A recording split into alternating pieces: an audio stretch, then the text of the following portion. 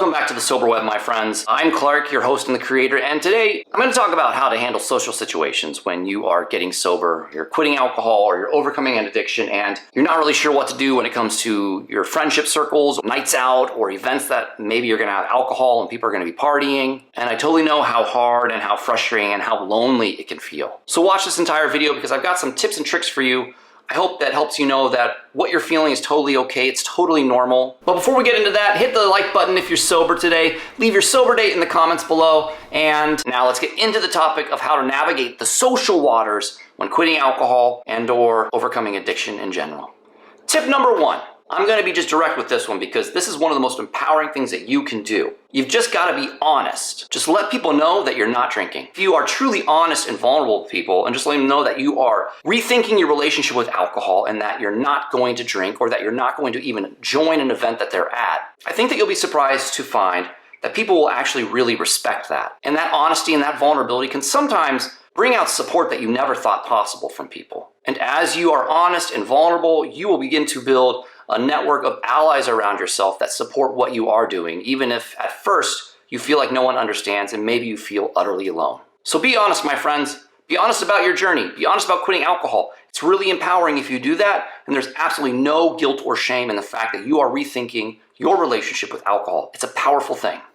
Tip number two, you've got to build some allies. You've got to find some friends and people that will support you and that will understand what you're trying to do. Whether it's another sober buddy or someone that's in addiction recovery that can go to these events with you, that can join you in these social situations that you know might be a struggle. Having someone by your side that understands exactly what you're trying to do and you in turn are supporting them as well is so empowering because it also just helps if you want to leave the party and you kind of feel awkward doing that by yourself, but you have an ally and you can both agree on a strategy in essence to get out of there as quietly, impeccably, and respectfully as possible. And of course, you can find these allies, these friends at support groups. You can find them at events, places like the phoenix.org hold, or maybe you can find them within your own friends and family, your little sphere of influence that maybe want to go on the journey with you. But ultimately, having an ally, having someone on your side that understands can make those social situations so much more bearable and so much easier to eventually step away from.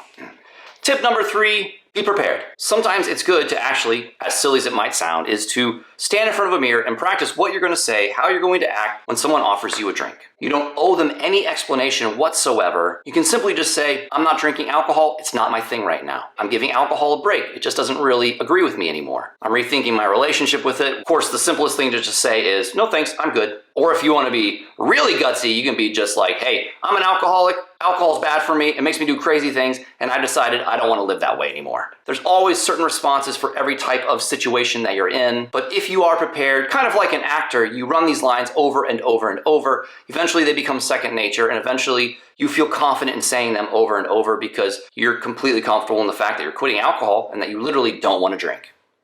Tip number four. It is really, really hard to be at a party, a social event. If you're used to drinking, if you're used to the feeling of a beer or a glass of wine or a shot glass being in your hands while you chat with others and laugh and have a good old time, it can feel pretty strange to be in that kind of same situation and completely empty-handed. So before you go to a place, a restaurant or a bar or a wedding or an event, maybe do a little research. Find out what kind of beverage will be there that will be non-alcoholic. If you're worried about people wondering why you're not drinking beer or you don't have a glass of wine in your hand, you can always do the good old club soda and lime, tonic water and lime, water itself. Personally, I like to order tea at a bar because it's a really kind of a fun icebreaker and conversation starter. But in this day and age, with the awareness around alcoholism and recovery and substance abuse, more and more places are becoming more sensitive to the fact that not everyone drinks. There's lots of sober, curious people in this world, and that these places need to cater to everyone, regardless of what type of party or event it is. But I do want to offer a word of warning in this realm because you might maybe perhaps try a non-alcoholic beer, or maybe you try a mocktail. It's in a rocks glass. It looks sexy. Or maybe you've got like a little spritzer in a wine glass because it makes you feel like you're fitting in with everyone else that has their fancy foo-foo drinks or whatever it may be. But don't let your mind trick you into thinking that you can then switch to one drink. I've heard lots of stories of people that, for whatever reason, liked the feeling or the idea of having seltzer in a wine glass or having that non-alcoholic beer because they just like the feel and look of having a beer to sip on. But the mind, especially one in recovery, one in early sobriety, can be really funny and fickle in that it can trick you into believing that, hey, you're handling this beer or this wine okay, maybe you could just try one. So don't be afraid of maybe even not drinking anything or just having a bottle of water or just a Coke or a Sprite. Ultimately, it comes down to your comfort level and what works for you. So don't be afraid of putting some time and thought into what you would like to drink or not drink when you go to these events. And now the fifth tip. When it comes to quitting alcohol and having a social life, being around other people, going to events, don't be afraid to just say no. Part of quitting alcohol is also just saying no to ourselves and rethinking if we even like these social situations. So it's a great opportunity, early sobriety, addiction recovery, when quitting alcohol, just to rethink what it is social life looks like for us or what we want it to look like. And part of that is just being okay with saying no, not only to ourselves, but gently and kindly to other people. And then there's also a gray area of it all. You can say yes to a party, you can go, but then feel confident and feel free to excuse yourself whenever you want. You don't need anyone's permission to go to a party. You don't need anyone's permission to leave a party. You don't need anyone's permission to stay at the party. If 10, 15, 20 minutes in, you're not feeling the vibe and you're feeling a little thirsty or some cravings are coming upon you, the best thing you can do for yourself and your sobriety and your mental health is to just politely, kindly, and impeccably excuse yourself. Because like I've already said, friends, there's no guilt and shame in having struggles with alcohol. There's no guilt and shame in trying to quit alcohol. And there's no guilt and shame in saying no to social events that maybe didn't offer you anything in the past. Just like alcohol no longer offers you any value now. And one final tip for you, my friends. Being social doesn't necessarily have to mean drinking. It's funny when we're quitting alcohol how we always connotate social settings with drinking alcohol. And I totally get why that is, because that's how my brain used to work back in the day. But you can be social and you can have fun without any alcohol being present whatsoever. As you grow your support system, as you meet new allies, as you make new friends, let's just shift the perception and the mentality around what social is. Now we are reconfiguring our mind and beginning to understand that there is a social way of life that's even more fulfilling, more authentic, that doesn't include alcohol, and it will never have to include alcohol ever again. So there you have it, my friends, some tips and tricks when quitting alcohol and how to handle social situations.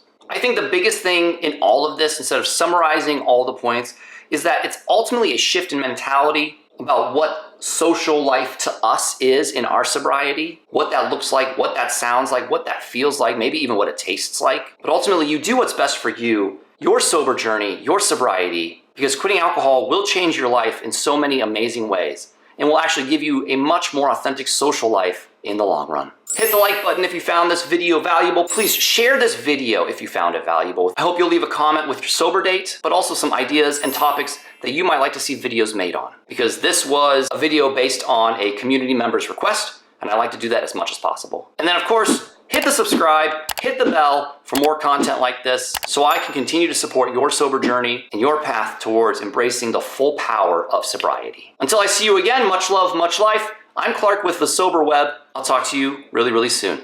Bye, my friends.